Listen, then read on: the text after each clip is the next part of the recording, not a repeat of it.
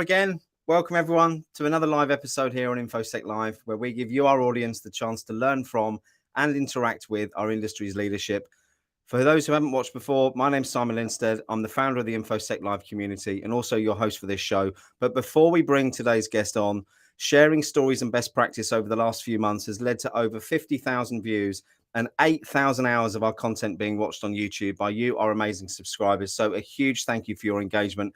And thanks to this, it's also led to the launch of our in-person community-driven events in the United Kingdom and the US, with a focus on knowledge sharing, networking, and no sales pitches. So I just want to say a big thanks to Steve Hindle for hosting our inaugural event in Tampa last week. It was truly amazing, with a focus on the impact of the national cybersecurity strategy on both public and private companies. Please do check out our events page for more information. I'll drop the link in the chat shortly. But for more info on our upcoming events, the next one is in San Francisco on the 25th. And we're back in the UK in Manchester for Star Wars Day on May the 4th, sponsored by Apexa IQ. Meanwhile, back in the community, Precious, our community director here at Infosec Live, has been organizing group study sessions, CV workshops, networking sessions, job alerts, and so much more. So if you haven't, make sure you check out the community. And if you'd like to offer assistance to the community, please do reach out to Precious or myself. Let's try and make a real difference to the cybersecurity industry. But if you don't have the time and you'd still like to support the wider Infosec Live community, I'm smiling because I know what comes next, our scholarship fund, or indeed buy me a cheeky decaf coffee, we do have a few ways that you can show your appreciation. First up, the ability to purchase super stickers in the YouTube chat if you'd like your question bumped up to the top, and 3 tiers of membership allowing you to show your support in any way that you can. But whether you join or not, being here and engaging with our content is what really matters. So if you're watching this live, please do like and subscribe. We want to make these interactive, so make sure you also drop any questions in the chat. After all, it is you, our audience, who makes these events so special. For those that tuned in yesterday, we had a bit of a giveaway on the show with Alana, and we're going to be announcing the winners for that today. And we're also giving away another 3 of Stuart Wedge, the Policy Wizard Security Foundation course as well, so stay tuned. And another 2 World of Haiku vouchers for their awesome gamified cybersecurity learning experience. Stop talking, Simon. Time for the show. So Gary Hibberd, spoke to him a couple of times now. What a fantastically interesting guy. He's the co-founder of Consultants Like Us, a cybersecurity and information governance consultancy dedicated to helping organizations improve their security. He's a cybersecurity and data protection specialist with over 25 years in InfoSec, a published author, regular blogger, and international speaker on cybersecurity best practices and security frameworks like ISO 20001, 27,701, 31,000, and NIST. That was a mouthful. Make sure you join us for the AMA. This is going to be epic. Let's bring him on.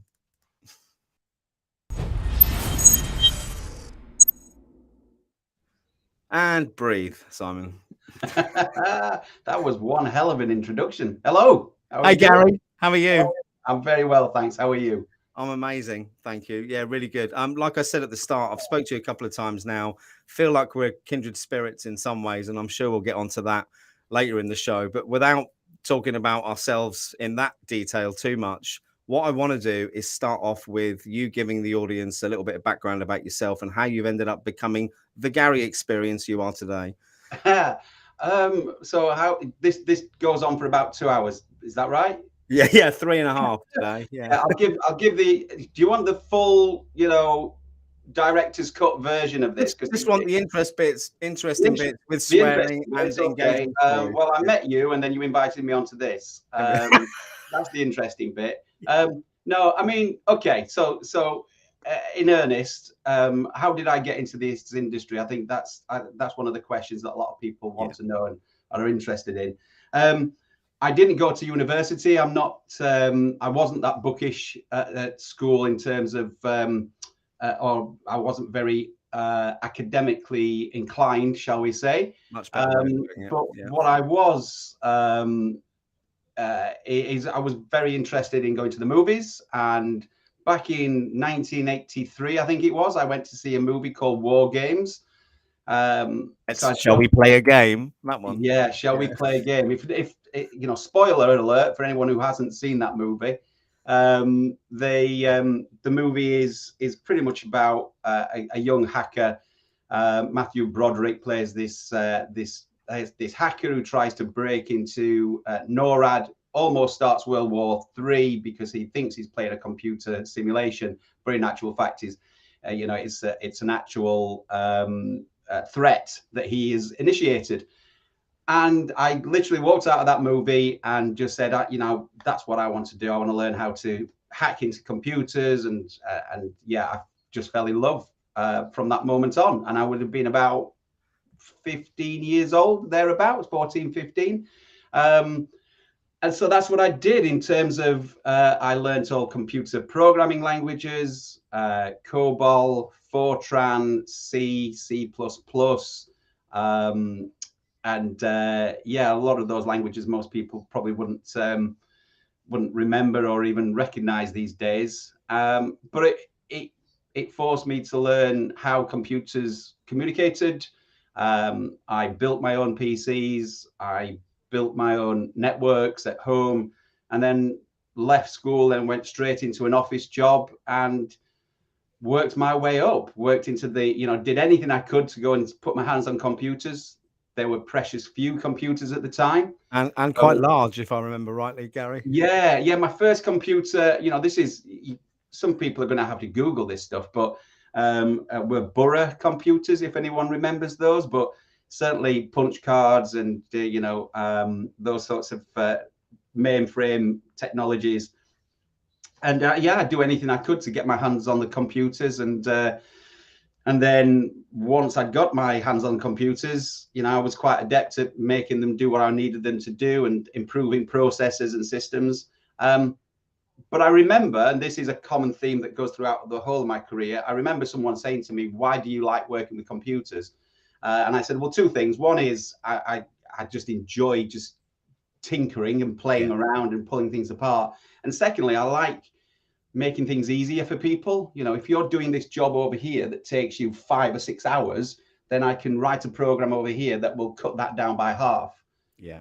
And I remember distinctly saying that to someone, all those years ago, and still to this day, that's what I do.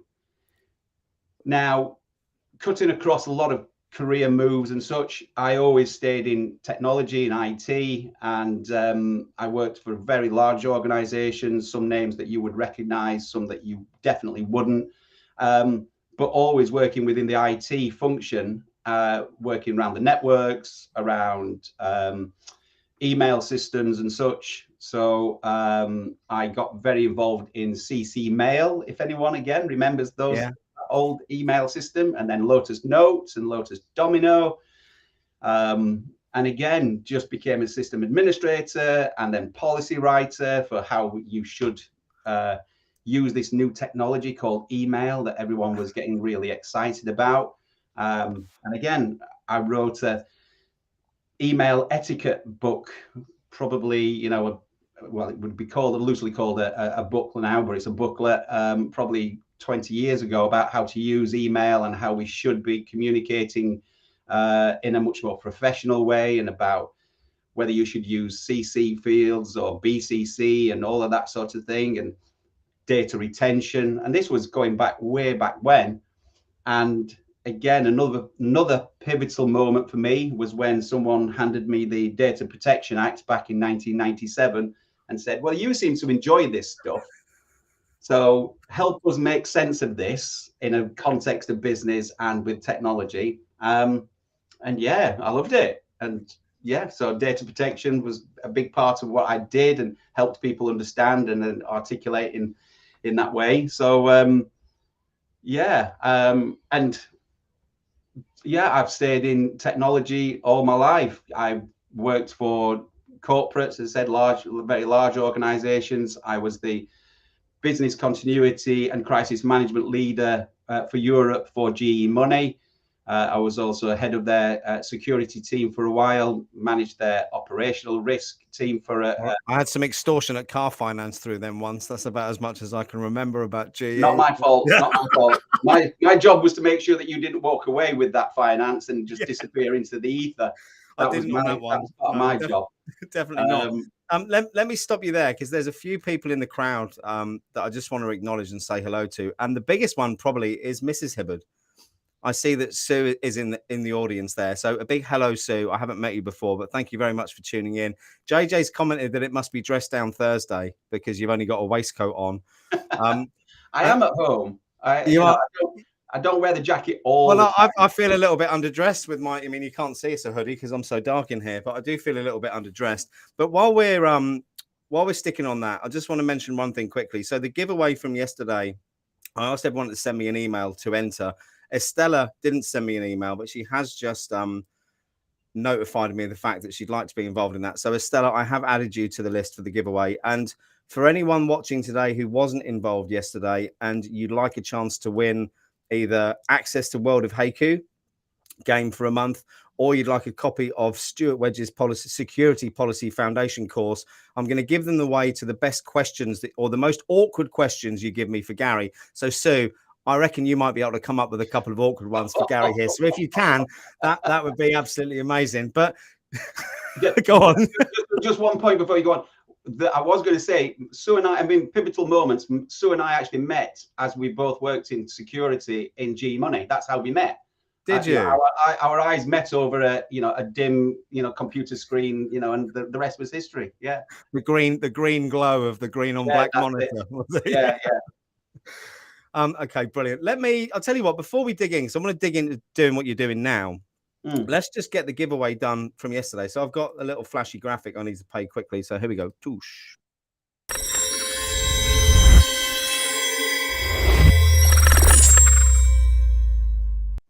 I just like making videos. That's all it is. Very cool. Let's announce the winners from yesterday. So we had one combined winner of Jerry Auger's GRC course, along with access to Stuart's Policy Foundation course. The person who's won that is Aaron Strong. I haven't got everyone's surnames, but I have got yours, Aaron. So Aaron, I'll drop you an email straight after this with that. World of Haiku winner is Janeba. Policy Wizard winner is Daniel, or Axiom Brevity, who, as he was called yesterday. Another Policy Wizard winner is Malcolm McVie, who was in the audience yesterday. I think he might be here too. Another Policy Wizard winner, can't say it, Policy Wizard winner, too many was, is Smythe. And Carey was really, really keen on winning this game yesterday. So guess what, Carey? You're the winner of the Backdoors and Breaches game. And I've also got you access, because you're a great pal, to the World of Haiku as well. So you've got a double prize there. And finally, we've got Justin. Haven't got your surname. You've also got World of Haiku. So if anyone who's watching wants a chance to win access to the Security Policy Foundation course that Stuart set up, which the feedback for has been immense, or the gamified game of the gamified training that World of Haiku provide, please drop an please drop an insightful question into the chat. So you're setting me up. I am. Yeah. And just quickly, a massive thank you to Alana, who I see in the audience as well, who donated one of the security policy courses and also Jerry's course as well. So Alana, thank you very, very much. Okay, I'll be quiet now and we'll get back to the debate. So Gary, talk to me about what you're doing now. So what am I doing now? So just over a year ago now, it is literally we're starting our second year of Consultants Like Us. Lee Scory and I've known Lee for, again, probably about 20 years. We also met at GE Money, in actual fact, and we've worked together in various different businesses, and we've helped run a consultancy for a good number of years. And last year we decided that we were going to start up a consultancy again, but very much focused on helping, well, two sides of the camp, really. One is people were coming to us and saying, I need a consultant like you to help me make sense of these things, GDPR in a context of info security. But we were also getting people coming to us and saying, I just want to be a consultant like you. COVID has hit me hard and I'm thinking of a career change. I've been in technology for a long time and you made the breakout to be a consultant. So I want to be a consultant like you. So we do two things. We go into organizations, help them with ISO frameworks 22301 to 77010 and various others. And yeah, we help organizations make sense of those frameworks, governance, risk and compliance, and sit with a foot firmly in both camps in terms of the technology, but also what the business needs, and then we help translate that. But what we're really proud about, and year 2 is very much about this, is giving back to the community. So even today, I had a conversation with someone who said, "Look, I've been doing consultancy, but not very well, and I want to become a better consultant. What are the tricks that you've learned over the years? How can you help me to be a consultant like you?" So we're training people, and we're doing that mentoring, and there are some business services, but principally it's about having fun, helping people, helping organizations, and all of that. And for those people working in the industry who are looking to get into consultancy, I mean, from my limited viewpoint of what I've seen, it's a massively growing area, especially as more and more small, medium-sized businesses actually start to take security seriously. Have you seen, is that reflected in what you see, Gary? It is, but I mean, this is one of the things, and I've always done this. I offer realistic view of what consultancy is. Far too many people come into consultancy thinking the roads are paved with gold and think it's just going to be just easy to do. It's not. There's a lot of hard work. It's quite lonely at times. You are traveling a lot. It might look great on LinkedIn when I'm posting pictures of me sat on planes or on trains doing great things, but it can be quite a lonely existence sometimes. You aren't, unless you're part of a community like this. Yeah, it can be a very lonely existence because you're never part of a team. You might work with the client for a period of time, and you might get invited to the Christmas parties, but it's you're not part of the team. You need to keep a little bit of a demarcation, a little bit. Well, I suppose that leads me nicely on to the next question on what is the biggest challenge of being a consultant? Is it being away from Sue, being away from the family? Yeah, it's I think it's that mental health. It's maintaining your physical health as well. It's about I think that's the biggest challenge, being away from your family and recognizing that. I mean, it's changed because of COVID, because a lot of people will allow you to work remotely now, but certainly there's a lot of traveling in there, and you are away from home for quite some times, and being able to manage your time effectively, because if you are a consultant, typically you are managing your own time, your own diaries and such. So but I would say mental health and keeping on top of your physical health as well. Well, that was seamless, Gary. It's like we planned that. So the next question is, how do you stay on top of your mental health, especially with all the travel and also the physical fitness as well? What do you do to keep the brain sharp and calm?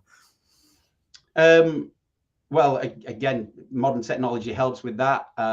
You've got to, I mean, me personally, I love writing. I have a nice pen and a nice pad, and I sit with no technology for a while, and I will just journal. So I'll just write down what I'm thinking, and just literally just sometimes ghost write, which if no one's done ghost writing, it's literally where you put your pen to the paper and you just start writing. It sometimes comes out as gibberish. Sentence don't really come out as anything, but very steadily you'll start finding yourself asking yourself questions. Why am I sat? You might just ask, why am I sat here writing this at this time of the morning? You've made me think of a collection of magazines I had as an early teenager, which you might remember, which were called The Unexplained, and they came in a binder. And one of the episodes was about automatic writing, which I think was tuning into the spirit world. So slightly different there, Gary. Slightly different, but you are tapping into kind of a side of you which you don't you just relax your mind, and you just and I'm going to say meditative, because again that's part of what we've discussed before, and that is again how I maintain that that calm. I have the Calm app. There are other apps available, I'm sure, but there are structured 21 days meditations that you can listen to. So yesterday I was on a train coming out of bustling London. It had been a busy day with clients, so I just put the earphones in and listened to a nice tranquil meditation for 20 minutes, and then I just did a bit of writing. So I put the technology away, and just having those moments of calm and reflection. I take the dogs for walks, which gives me that physical aspect. And again, going to the gym, making sure that when you are scheduling your week, trying to fit time, make time to go to the gym or to get some other form of physical fitness in there. I think that's the hardest. I'm not saying it always works. I'm not saying No. it's perfect, but again, it's better than just leaving it to chance. And you have to be strict with that, especially when things start getting really busy. And I just want to give a quick shout out to, I love JJ's comment. Shout out to JJ. Most CISOs do automatic bullshit, tapping into their inner CISSP. Brilliant. Yeah, I'm not going to disagree with that. But what I wanted to mention is that JJ's walking that he's been doing really inspired me to get back into exercise earlier in the year. And I've been swimming pretty much every day since. And the health benefits, mental health benefits, are far outweighing any physical benefits I can see. But there's definitely space for that. I should have made that space in my life before. I think that's a great point. And I think a lot of people think, right, okay, I've got to get physically fit, so I'm going to go and run a marathon, or I'm going to go to the gym 5 times a week and such. But, going out for a walk, breathing deeply, doing meditative walking, as I call it, just being outside and walking for a mile, that's all I do. I take the dogs out for a walk a couple of times a day, walk in one direction for 30 minutes and then turn around and then come back, because but that takes an hour. I do that a couple of times a day, every day. Do I really need to go to the gym? Not really, but it's, again, different kinds of training. But the whole point is that you are building something into your life that works for you. I think that's the thing there. I think we've already answered this question, but Harry just said, how do you do work-life balance? And I suppose it's back to that time management, isn't it? Yeah, I think this might sound controversial. I don't believe in a work-life balance, because, I'm not very good at balancing. I want to fall off, and balancing is difficult. So what I prefer to look at is just what's important. This might sound like a strange segue here, but a good friend of mine and business mentor said to me some time ago, do you know those lava lamps that were all the rage many years ago? And I think they came back. These lamps that kind of got the bubbles and well, life is like a lava lamp, in as much as some things are really important right now, and then other times they'll just diminish in size. What you've got to decide for you is what's important right now. And what's important in the next is this going to be important in the next 5 minutes, the next 5 hours, the next 5 days, the next 5 months, the next 5 years? And you just living I suppose living deliberately. I think that's the way to do it. So you kind of go, this is my week, this is my year, this is what I want to plan for, this is what I'm going to achieve. And that includes studying, achieving whatever kind of, career goals that you might have, but fitting it all in by saying, first of all, what matters to me are the big things like my family, my mental health, my physical health, because if I don't look after me, then who's going to be here to look after my family? So your health absolutely becomes paramount. It sounds selfish, but in actual fact, it's not. I think you have to be selfish. And this reminds me of the conversation we had a few weeks ago, where we were talking about the importance of being present. And we're conditioned from being children, aren't we, to, you're at junior school or primary school. I'm spent too much time in the US. You're conditioned to look forward to going to high school. Then it's college. Then it's your first car. Then it's the first job. And then it's a better job and a better car and a holiday and all these things. And working in financial services for 20 years, it's all about retirement planning and what you're going to do. Tell me what you're going to do when you're 65, Simon. Fuck knows. Yeah. What about what you're going to do now? What makes you happy now? What should you be focusing on now? And I think that the meditation bit for me as well, the last 2.5 years or maybe 3 years now, has really, really changed my life. Taking that, as you did on the train, that time to recenter, that time to close your mind off and stop that. I mean, it's like someone's got a remote control sometimes in my head and they're flicking through different thoughts, and learning to nudge them or let them flow, but kind of not to dwell on them. I think internalizing things can consume us in our day-to-day life and mean that we don't actually achieve very much at all. I agree, and I think, not wishing to get off this topic, because again, this is a fascinating topic. When people talk about this type of topic and they talk about meditation and mindfulness and all these sorts of things, some people, not so much now, it's starting to, I think it's turned a corner. A lot of people still think it's a bit woo-woo and a little bit new age and all that sort of stuff.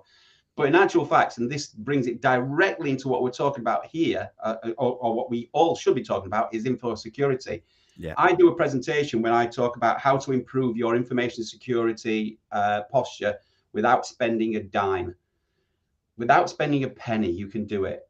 And how you can do it? Well, there's several steps you can take, but one of them, very simply, is by giving your staff permission to switch off. Get them to actually turn the devices off, finish work at 5 o'clock or at 6 o'clock, get them to be coming back to work on a Monday morning, refreshed, having not being answering emails on a Friday and a Saturday night, when they are tired, when they're more likely to cause a data breach, when they're more likely to have an incident, when they're more likely to click that link that they shouldn't be clicking.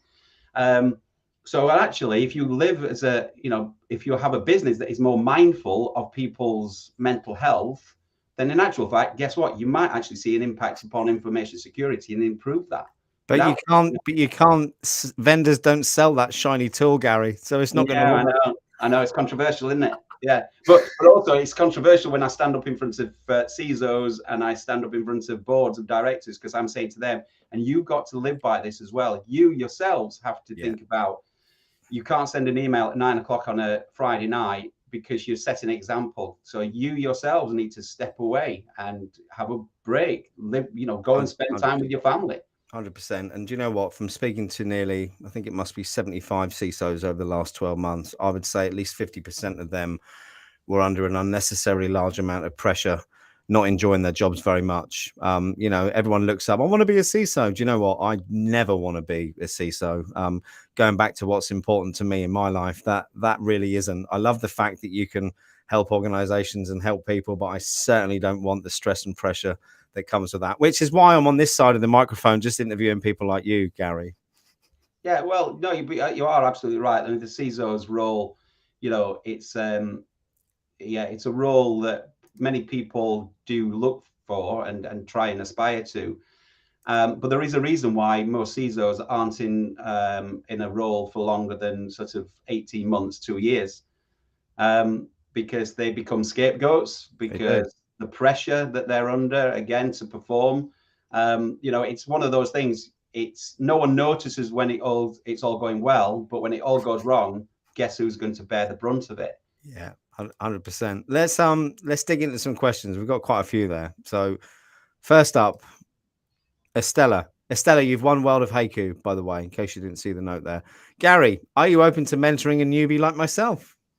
Yeah, absolutely. I'm currently mentoring 2. I never mentor more than 3, and it depends on what level I'm mentoring those people. But yeah, I've got 2 people currently that I'm working with, and again, it's just about what are you wanting out of the mentor? What do you think that relationship is? So have a clear vision of what you want. But yeah, I've been more than happy to. Is it okay with you if I share your LinkedIn profile in the chat, Gary? Yeah, absolutely, of course. Yeah, yeah.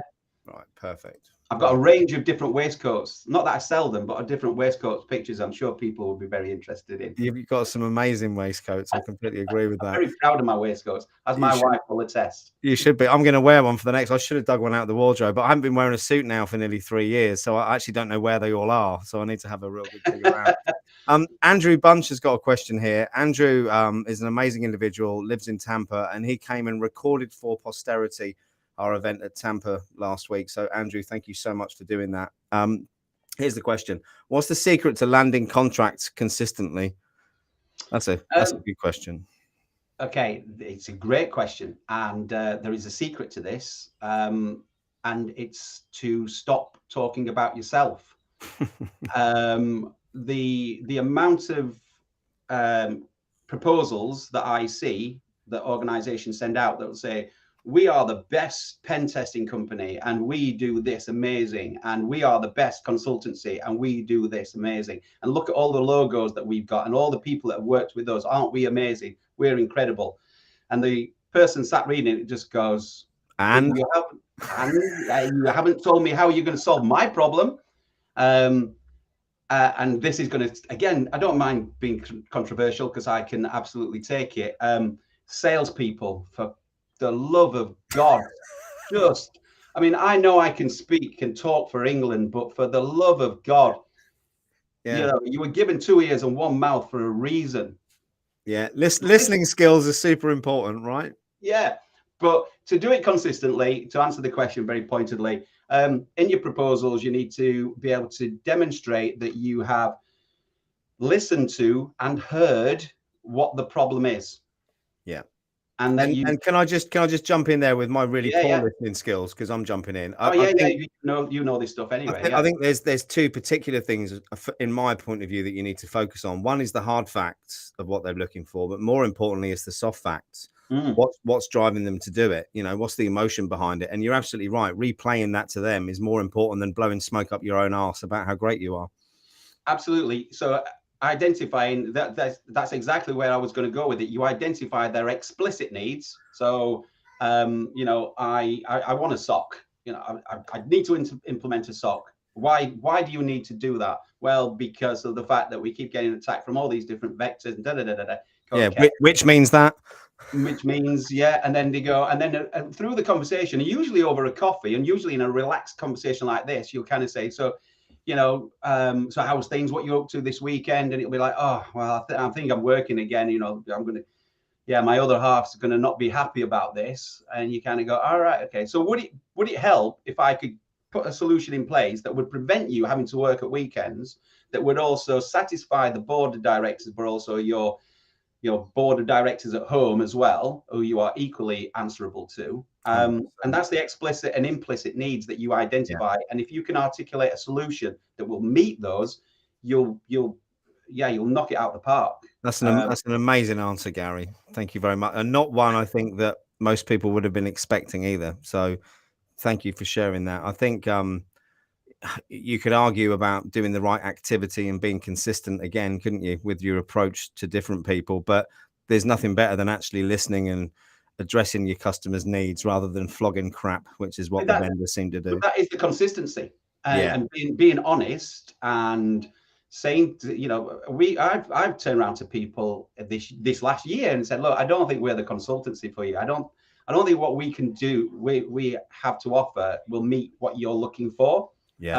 Usually because the people that we're talking to are looking for a tick box. Which is not what you do. No, I mean, again, just to relate that to what I'm doing, I've turned down 3 sponsors for my live events for the simple reason the whole point is no sales pitches. So when the first thing is that they say, well, when do we do our 20-minute slide deck, then really don't think you're getting the whole point of what I'm trying to do here. It's building relationships, not flogging products. Yeah, absolutely. Okay. Next question. Good friend of mine, Paul Rogers, who massively helped with in the initial stage of the Infosec Live community. So he's still in the audience, Paul. Thank you very much for that. What is your organizational style and how does it help with your mental health?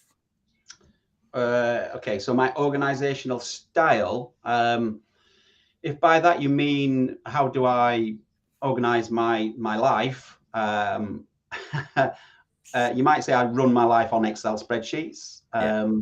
You know, I think spreadsheets are much underrated by many people. But I genuinely sit on a Sunday evening and I work out what my plan's going to be that week. So that's a bit of a micro view.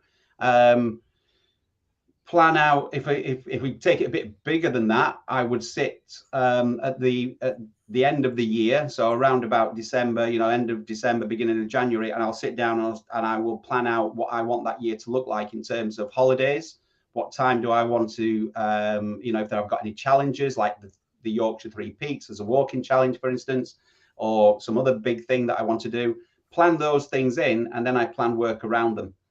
And then I bring that again just into smaller chunks, be it the month ahead. So again, from a marketing perspective, get on top of content and all of those things. So I guess my organizational style is taking control because, you know, but also ensuring that you allow gaps to be able to flex and to move and recognize. Which then leads into the mental health comment Yeah, at the end, absolutely. doesn't it? Recognizing it's not all going to go to plan. You know, again, that this brings into the business continuity crisis management piece. Yeah. I think it was the great philosopher Mike Tyson who said everyone has a plan until they're punched in the face. You know, so it's the same thing. And you kind of just go, you get to a point where you kind of go, well, what's the worst that's going to happen? Okay, I've got to not go to the gym today because this has happened, or okay, I'm not going to be able to spend time doing this. But as long as there aren't too many times where that happens, then yeah, you just have to roll with it. You do, absolutely. Thank you very much, Gary. Next one, I'm not going to bring up who it was, and I'm sure that your last answer wasn't influenced by the fact that your wife is downstairs watching this. I'll bring up her name. Sue said, "Here's a question for you to ask Gary. What's the day in the life of Gary?" But briefly, she knows you can talk, Gary. Yeah, she does. Yeah. Okay, a day in the life of Gary. Right. Okay. Very quickly, typical day. I get up anywhere between 4:30 and 5 a.m. Not because I'm some superhuman whatever. I've always got up early. I did it many years ago when I was studying, and I just learned I can survive on about 5 hours sleep. Yeah. Come on, Gary. It's age as well, because I do 5 hours sleep. And yeah, well, it might be, maybe that's what makes it easier. Maybe that is what makes it easier. So I get up around about 4:30, 5 a.m. I'll come downstairs. I will typically meditate for about half an hour, journal, just so get my notebook and just sit with a pen, listen to some soft music, meditate. Then I take the dogs out for a walk for an hour, and then I start work. And then typically work until maybe 4 o'clock, take the dogs out for another walk, and then come back, do a little bit more work until maybe 6. And again, it depends on what my wife is doing, because I'm, my kids have grown up and moved out now, so we don't have that, distraction, as shall we say. Just rub it in, Gary. Go on, rub it in. Sorry about that. Yeah. But yeah, and then it's just focused on what my wife's doing, because again, she works. She's a musician. I can't even say that word. So she works some strange hours. So sometimes it'll be a case of, what time are you finishing? 9 o'clock. Well, we'll sit down at 9 o'clock and watch some trashy TV just for an hour and just talk. And then bed 10:30 ish. Yeah. There you go. So that's kind of a broad one. Sometimes there's gym in there. Sometimes there's long days of travel. And what I identified from that is very similar to what I do, is that you're regularly taking time out for yourself all throughout the day, rather than starting in the morning, quick break for lunch, and then all the way through. It's not a healthy way to work, is it, Gary? I don't think. No. And even like at lunch, I don't take a lunch hour as such, but I will take a lunch break. And it's personal development. So I might be writing reports, I might be helping a client, I might be doing some mentoring or whatever, but then around about any time between 12 and 2, I will spend 45 minutes just to maybe write a blog, because I love writing. Yeah. So I will then write a couple of blogs. So it's no chore for me to sit and just think, how can I link this topic to this? And, someone asked me about the Titanic. For instance, next week is the anniversary of Titanic, and we were talking about that. And I just we're not that old, Gary. Let's just I remember that. I was on it. But I just said, yes, you can link Titanic to cybersecurity, and they were like, how can you do that? So I just said, well, I'll write you a small piece and I'll send it over to you. So you could just say it's the same as spending all that money building that boat is like spending more and more each year on security tools and expecting a different result. Yeah, very much so. Yeah, and again, people cut corners, and don't get me started on it. No, that's a whole other show. Williams just brought a question up, but he made a statement earlier, or put a quote up earlier, which is very relevant to this. It's not the mountain we conquer, but ourselves, by Sir Edmund Hillary. And I just want to say, William, thanks for sharing that. It's absolutely right. It took me until I was 47 years old before I'd conquered myself. So I know all full too well what happens if you don't. So next question then from William. Let me go back, and then I want to talk about something exciting that's happening later this year that the Infosec Live community are supporting, that you're running, but we'll move on to that in a second. William's question is, what is one piece of advice you wish you had known prior to entering consulting? Another good question. Okay, yeah, that is a good question. I think because I entered consulting probably around about in earnest about 14 years, but I've always described myself as an internal consultant, even when I worked for companies and such. I guess true consulting, as in doing what I do now, I guess just knowing that anyone can be a consultant, and in that is a problem that literally anyone can be a consultant. So you do have to try and differentiate when you're hiring people. And I suppose this is the message, that the one piece of advice would be when you're hiring people and they say, oh, I'm a consultant, people naturally go, oh, Yeah. we're not worthy. A consultant has just walked into the room, and it's kind of stand by your beds. Stand by the beds. The consultants here, quite a lot of consultants out there who will remain nameless, literally are just 2 pages ahead of where you are. Yeah. Or as one consultant once said to me, I just said, well, what happens? This was early in my career. I said, well, if you don't know the answer, what do you say to the client? And they say, well, first of all, you excuse yourself, go to the toilet and Google it. Do you know, mine in financial services, because it's such a complex area, was I think legislation's recently changed on that. So I wouldn't want to give you the wrong answer. I want to go back to the office and check first, which means I've got no clue what you're talking about. That's code for that. Yeah. I mean, don't get me wrong. I again, in talking about mentoring and about training, and I still do this to this day, I will say to anyone, if you don't know, there's nothing wrong with saying to someone, do you know what? I honestly don't know, but I can find out. Or no, I can't do that, but I know people who can. Because again, no one's an expert on anything, right? I think that's something that everyone needs to be aware of in the industry. Well, yeah, and I think that's it. So the one piece of advice is just not to worry too much when a consultant walks into the room, and check credentials, because, like I said, the problem is, a lot of people out there do say, oh, I'm a consultant, and then you get speaking to them and like, you're not a consultant. Let me phrase that slightly differently then. So if we had two, I don't know, you're interviewing for a consultancy role within your business, you get 2 people come in with exactly the same qualifications, exactly the same experience. What's the differentiator, Gary? Values. And the thing about consultancy, I know I was saying this just yesterday to someone else, was we can teach you ISO 27001. We can teach you SOC. JJ could sit down with me, and I'm not an expert at SOC by any stretch of the imagination, but he could sit me down for a week or 2 and I'd walk away and I'd be an expert. But what he can't teach, and what I can't teach, is people's honesty, their integrity, their listening skills, and not just listening skills as in your listening skills, what you're hearing, but what you're seeing. Yeah. So, pick up, body read language. the room. Yeah, body language, read the room. If you can see people are shuffling their feet or looking around, they're looking for an exit. Yeah. Read the room. So we are actively looking to bring some more people into the business and such. And Lee and myself have sat there and said, we can teach you all that technical stuff, but what we really need are the people who have that business acumen, a little bit entrepreneurial, a little bit special in terms of they're honest, in as much as they will say, look, I don't know the answer to that, but I'll go away and find out. Or they're honest about, so that's being honest with themselves and their own limitations, because I'd rather someone come to me and say, I feel out of my depth on this. Can you help me? I'd much rather that than someone blag it and just go and mess it up. So that's it. So 2 people sat opposite us, same experience, 20 years, 5 years, 2 years, whatever it is. They've got letters after their name as long as your arm.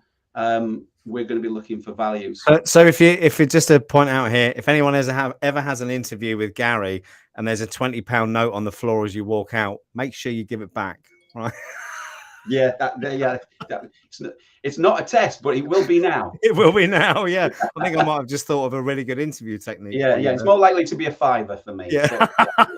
Is that because you're a Yorkshireman, or? It is indeed. Yeah. I We didn't want to don't get into carry the talk. racial stereotypes there, Gary. I have no problem. I'll play up to that. It's fine. Okay, we've got just under 10 minutes left. And firstly, I want to encourage anyone who hasn't dropped a question in to drop one in, because we have got some giveaways to give. We've got some policy foundation courses and a couple of World of HQ vouchers. So please, if you've got a question, do drop it in. More importantly, Gary, you reached out to me 2 or 3 weeks ago now with, it is a flat note, Gary. Yeah, very good. Love that. You just distracted me completely now. I like that. It's very good. You reached out to me a few weeks ago about something very exciting that's going on later this year. So do you want to just give our audience a bit more info about what you've got planned and why you've got it planned as well? Yeah, okay. So yeah, thank you for that. So very excited to announce that we are putting on the real Cybersecurity Awards on the 16th of November in Leeds, UK, obviously. And we're calling it the real Cyber Awards because, let's be honest, there's lots of awards out there, and I've been a part of those. I've been a judge at many awards. I've won some awards and such, and you know, it's no disrespect to any of those awards and such, but well, maybe some of them. I'll leave you to infer that. But so the reason why they call the real awards is because we want real people to enter. We want to celebrate people who are doing the really hard work. We're also doing it in Yorkshire, where people will expect a really good night at a realistic price. So, as a for instance, with the awards that we're putting on, it's not a pay to play. So that was my next question. Yeah. No, if you want to enter, it's free to enter. If you are lucky enough to be shortlisted, then you will get 2 free tickets to the event. So again, I've been to awards where people have said, "Hey, congratulations, Gary, you have been shortlisted." And I'll be, "Great, can I bring Sue?" And they're like, "Yeah, of course you can." The tickets are £350. Yeah. And I'm like, what are we eating? It's like, and I'm a Yorkshireman, and I'm not really that big on food anyway. Not for £350. £350. Yeah. So and even the sponsorship, the sponsor, and again, you should never say these words to a Yorkshireman. When someone rings you up and says, "Oh, would you like to sponsor our event?" It's only £10,000. And you see what Malcolm put in the chat? It's someone from Edinburgh. I can confirm Leeds will be cheap as chips. Yeah, exactly. This is the reason why it's in Leeds. But the Queen's Hotel is a very nice hotel. But exactly, that's the reason why we're doing it in Leeds, so that we can keep prices to a minimum. If you just want to come to the awards, it's for a 3-course meal plus entertainment plus the awards and a great night out, it's going to cost you £85. That's good. And if you want to sponsor the awards, it starts from £350. Do you have a link for that, Gary? Sorry? Do you have a link for the sponsorship page on your site? It's going to be coming live in the next couple of weeks. Okay. So if anyone is interested in sponsoring it, then I'll just grab if I can do it 2 things at once, that is, I'll grab your LinkedIn profile again and drop that in the chat, because I'd just like to say quickly, Infosec Live are going to be one of the sponsors for the awards. I have told Gary already, and I'm really excited to support what he's doing, for the simple reason I'm sick of getting emails every week telling me I've won an award. Well, I've been shortlisted for an award, and then 3 weeks later I get an email saying, "Congratulations, you've won," and it's only £695 to be. And it's something that's got to be eradicated from the industry. It's not just in this industry. It was the same in financial services. I'm sure these vultures are all over the place, but to have a genuine award where genuine people, and we'll move on to the judges in a moment, where you've got genuine people judging it and real people up for the awards, I think it's definitely needed, Gary. So thank you very much for doing that. No, well, like I say, it's meant as a real event that we're putting on for real people. And one of the reasons why the website's not live yet is because, again, we're not a marketing company, we're not an events company. And spoiler alert, a couple of spoilers, but the people putting the website together, that's me and my wife. And my business partner, and the people who are organizing the event are me, my business partner, my wife, and his wife. So this it's going to have real heart to it. Yeah. It's meant to, it's going to be fun. We're enjoying the experience, so as much help as we possibly can. But going back to the sponsors, it's £350 is just the lowest level, but at the top level, the gold level, it's £1,600. Yeah. And for £1,600, £1,600, you get 10 tickets to the event. And it's in November. So why wouldn't you celebrate with your team and bring them along to a black tie event that's, you've paid for? And, it's going to be great. And you mentioned the judges there. Yeah. I hope he doesn't mind me saying, but, we're announcing who the judges are tomorrow. There's one judge that's to be finalized. But JJ, he's one of the judges. Yeah, amazing. So, and again, these judges have been genuinely handpicked by me and by Lee. We've identified people who we think are different. JJ obviously comes with a wealth of technical cybersecurity experience, but we have a therapist, a human behavioral therapist, who's deep into the world of digital online safety and works with children all the way up to pensioners, all understanding the impact on people. We have two people who have been in the industry just less than 4 years, and again, because we wanted people with fresh pair of eyes. Yeah. These aren't jaded like me, people who've been in the industry, seen it, done it, and oh yeah, tick the box, yeah, and these people are going to come in and go, I don't know who this company is. I want to do a little bit of digging about them. Yeah. And the judges have all signed up to a charter. So again, when we asked them to be judges, we sent them a charter and just said, if you're happy to be a judge, then this is what you're signing up to. This is what you're going to commit to. Next question then already from Stuart. What categories are there and when can we nominate? Right. Okay. You'll be able to nominate in a couple of weeks' time, as I said, when the website does go live. The categories have broadly been broken down into people, technology, and process. There's about 26 categories, so I'm not going to go through all of them.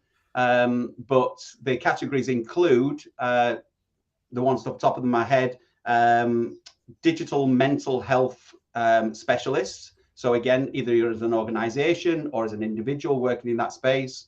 There's cybersecurity podcast of the year, book of the year. There is the usual suspects: best pen testing company, best MSPs, cybersecurity ones to watch. So it's not so much a newbie, but who's in the industry that you should keep an eye on, because they're going to be the next big thing.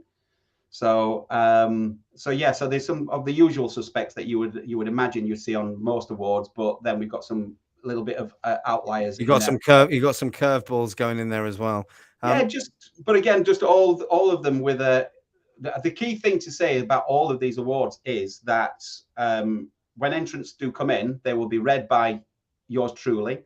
We will then put them on as a short list of, say, 15 that each of the judges will then be expected to get down to just the last 5, and then the judges will come together and they will vote and they will debate. And so to win this award is going to be a real challenge, a real boon. Yeah, it's going to be, this is going to be it's actually an achievement, isn't it, Gary? Yeah, absolutely. Yeah, I think that means a lot. We're nearly out of time, but we've had one more question in, so I just want to bring this up for Janeba. What advice do you have for someone who wants to do consultancy as a profession?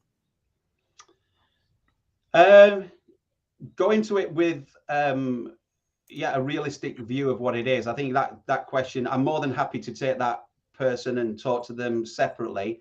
But I'll say the same that I said to this guy today, which is have a view of what you want to achieve, as in what's your take-home pay. So first and foremost, again, you've got to look after your family. What's your take-home pay? What's your number that you need? And then work back from there and say, well, if that's my number, how many days do I want to work? Why do I want to be a consultant? That's one of the first questions. What is it that draws you to consultancy? But go into it with your eyes wide open. And honestly, when I interview people, my job is to try and put you off becoming a consultant. I tell you all the bad things, and then if you're still interested, it's like, right, okay, you're ready for this.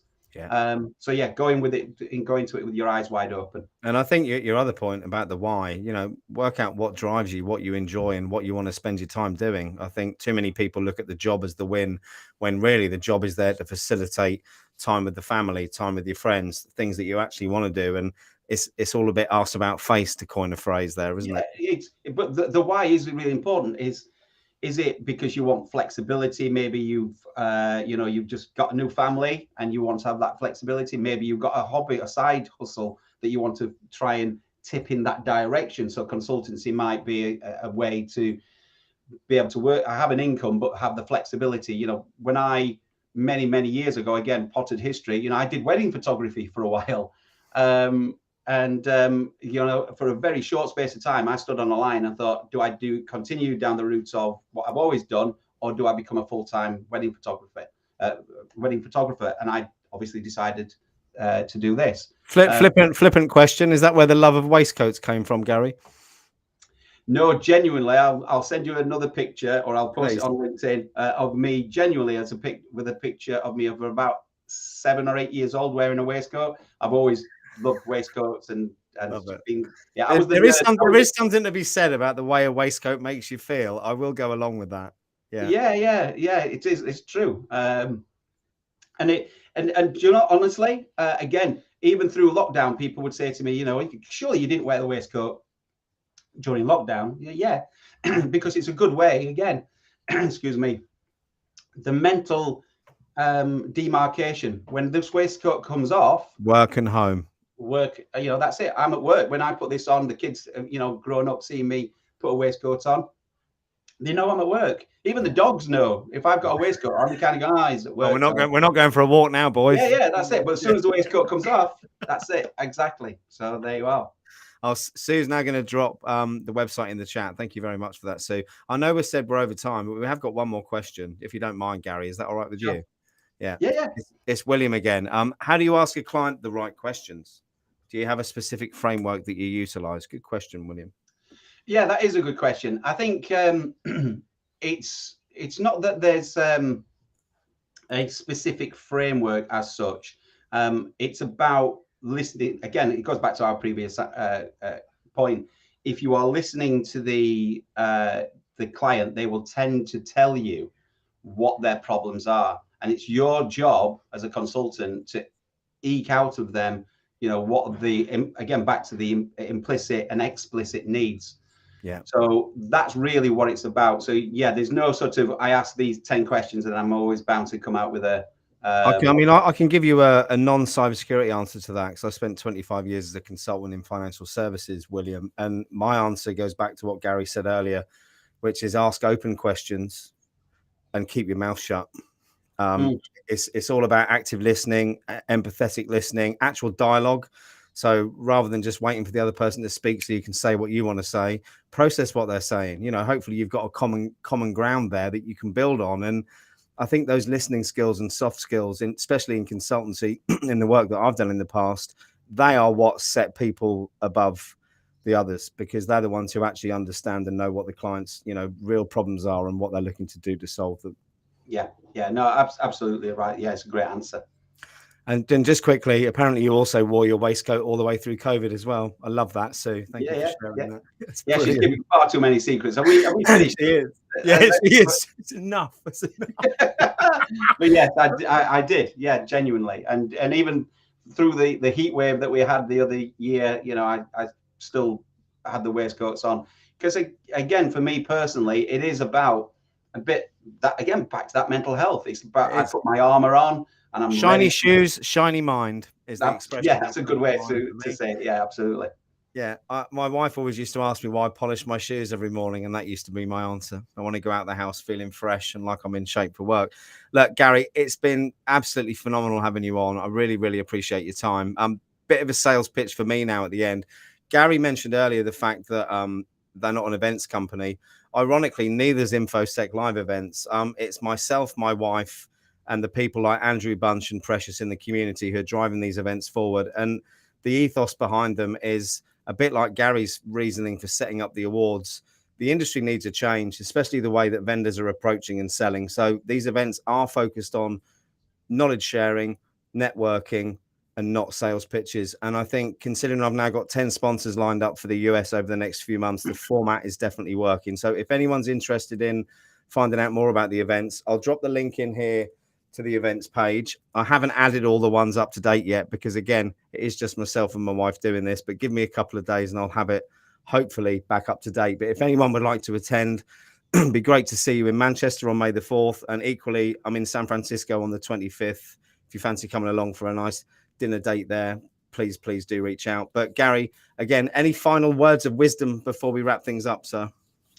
I think, we started this conversation about mental health and, and life balance and such. And I think the only words of wisdom I would give is just focus on you. What is the saying? The empty vessel replenishes no one. That's it. So, look after yourself, your own mental health, your own physical health, and then you can help other people. So there you are. Yeah. Thank you, Gary. And for those who've dropped questions in hoping to win a prize, if you can do me a huge favor, because it will take me ages to go back through this chat, drop me an email to simon@info-sec.live as seen below with your question, and also whether it's the Policy Foundation course or the World of Haiku you'd like to win. I'll do the draw later this evening and I'll email back the winners. Looking at the amount of people who've submitted questions, I think if you email me, you've got a pretty good chance of winning. So please do make sure that you send that. And for those of you who won from yesterday, I'm going to get those vouchers and codes sent out to you later tonight. So Gary, thank you so much. Everyone, thank you very much for tuning in. Back next week for Empathy Hacking with Adrian Taylor. Look forward to it. Have a great Easter. Thank you.